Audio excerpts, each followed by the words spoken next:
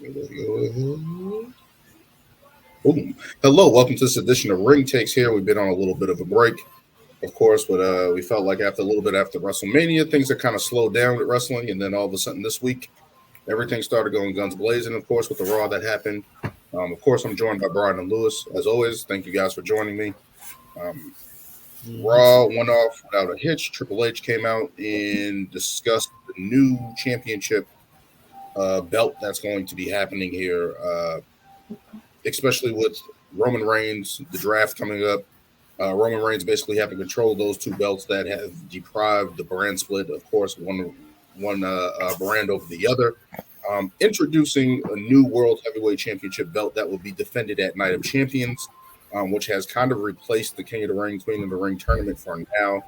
Um, Basically saying this is going to be the workers' belt. This is going to be a champion to whatever brand that Roman Reigns gets drafted to. He's going to take both Universal Championship and the Undisputed WWE Championship with him to that brand.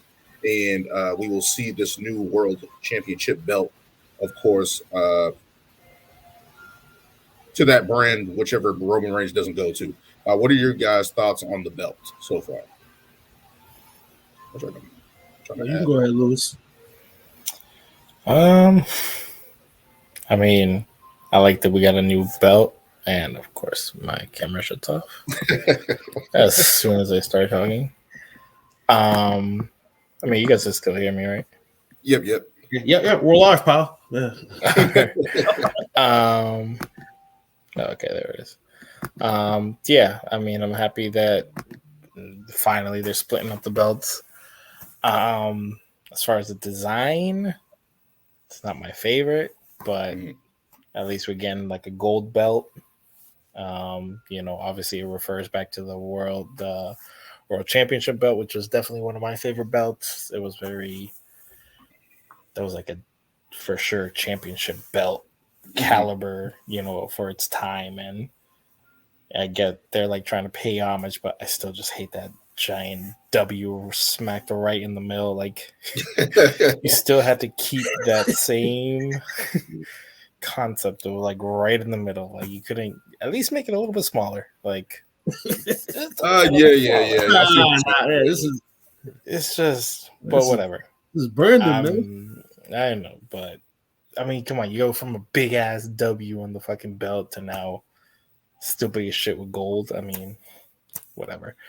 It's platinum. It's platinum. Whatever you want to call it. But I mean, I'm happy for it. It's about damn time.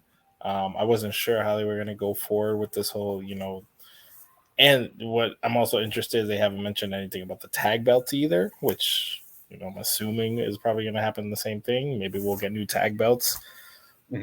Because we definitely need to get rid of those damn nickel belts.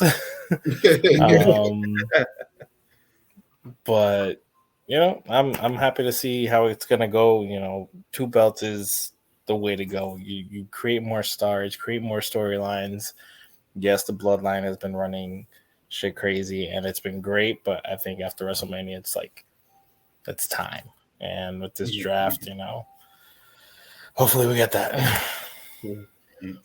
Well, I completely agree with Lewis. Yeah, it definitely is time. I mean, if you look back last year through all of those premium events where the Undisputed Championship wasn't being defended, that definitely allowed for weaker cards. Now, granted, some of those main events were good, but it's just not the same without having a World Championship match on these cards. I mean, it's mandatory. I mean, it was mandatory, years back. It was mandatory during the Attitude Era. It was mandatory before then. Like having a consistent world champion does make for a better product. And and I just want to clear something up because I saw something online saying that now with the introduction of this new championship, that means WWE has 3 belts now. People need to realize that Roman Reigns won the title against Brock Lesnar, unifying both titles. Yep. So for a whole year, Roman Reigns did not defend the Universal title by itself. He defended both titles. So that's one title, which I'm assuming, depending upon where he gets drafted, maybe whenever he gets beat, they'll probably introduce a new belt or just take one of the belts and just allow that person to carry just one.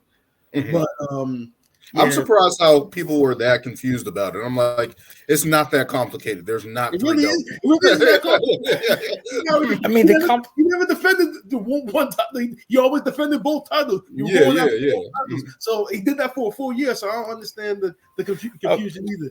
But as far as the design of the belt goes, like Lewis said, that you take the big gold world belt with all of its heritage. We're talking Ric Flair, Harley Race, and all of them. And then to modernize it, you just got to plant Goldberg. WWE. Take that shit away from Goldberg. But you plant the big WWE in the middle, and it's just like, it's such a nice title. But then you got to put the branding in it, and they could have made it a little bit smaller and such. Mm-hmm. But like Lewis said, it's about time. We needed this. It kind of does take a. It doesn't. I mean, it doesn't really take away from anything because Roman is still Roman.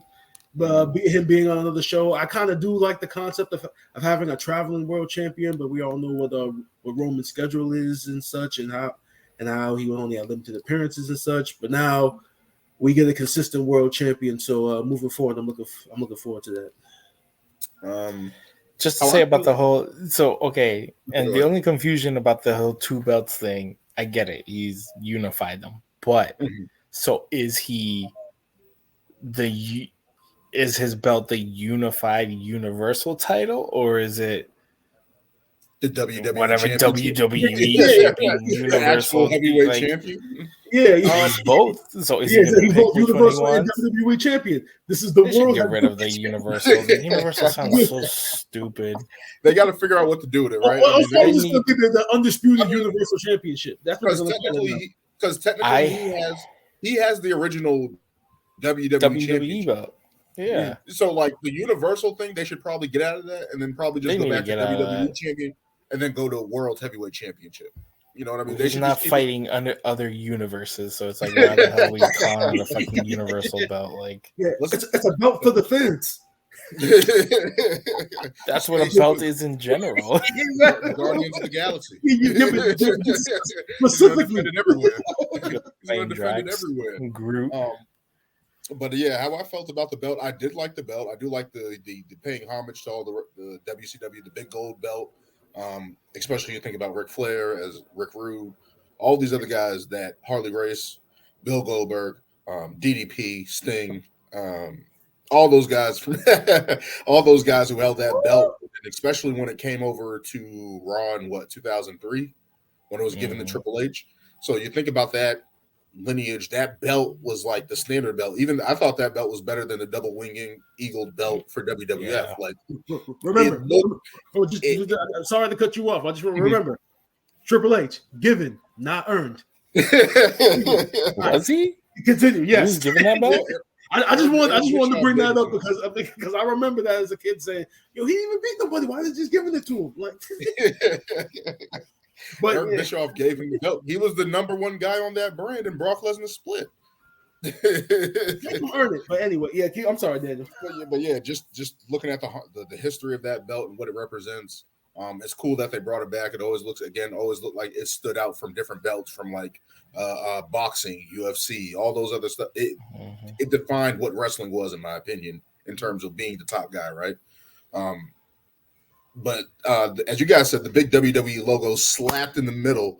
It looks like it imploded the belt. Like a bomb. It almost doesn't even look as big because that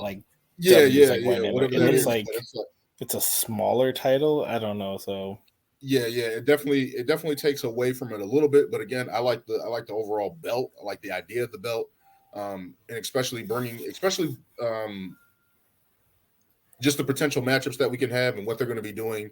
Obviously, this was a way to kind of probably keep Roman Reigns going, right? Like maybe keep his history going because he still has the original belt. He hasn't lost yet. So I think that was a big factor that they made into it as well. Like we're not gonna lose Roman anytime soon. Maybe he's staying on longer than we all anticipated, even with his schedule. and just let those days pass. Predicting he's gone after 1,000 days. You would hope. Like, I'm out. We don't know. Like, I'm out. We don't know. Yeah, I'm taking the rest of the year off. I'll be back at the Rumble. Yeah, basically. He's still the champion. He's still the champion. He's walking around like he comes back and he wins the Rumble. Literally. And again, that's always been my thought process of like, if he loses, he can take some time off, come back at the Rumble. Like, that's going to be crazy. Like, if Roman Reigns is number 15 in the Royal Rumble in 2024, like, we're all going to go crazy. But of course, this also brings up the most important thing.